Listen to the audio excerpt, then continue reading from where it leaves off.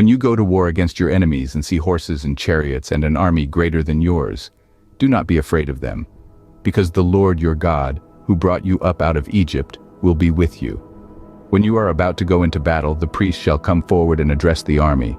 He shall say, "Hear, Israel, today you are going into battle against your enemies. Do not be faint-hearted or afraid. Do not panic or be terrified by them. For the Lord your God is the one who goes with you to fight for you against your enemies to give you victory." The officers shall say to the army, "Has anyone built a new house and not yet begun to live in it? Let him go home, or he may die in battle and someone else may begin to live in it. Has anyone planted a vineyard and not begun to enjoy it? Let him go home, or he may die in battle and someone else enjoy it. Has anyone become pledged to a woman and not married her? Let him go home, or he may die in battle and someone else marry her." Then the officers shall add, "Is anyone afraid or faint-hearted? Let him go home so that his fellow soldiers will not become disheartened too."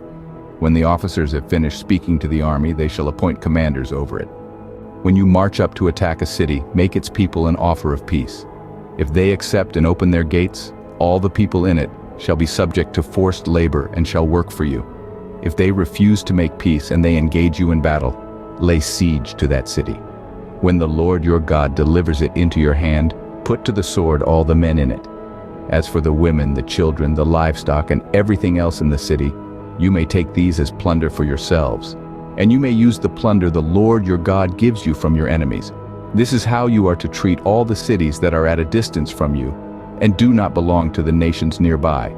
However, in the cities of the nations the Lord your God is giving you as an inheritance, do not leave alive anything that breathes.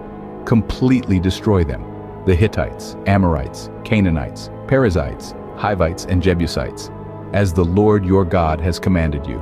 When you lay siege to a city for a long time, fighting against it to capture it, do not destroy its trees by putting an axe to them, because you can eat their fruit. Do not cut them down. Are the trees people that you should besiege them?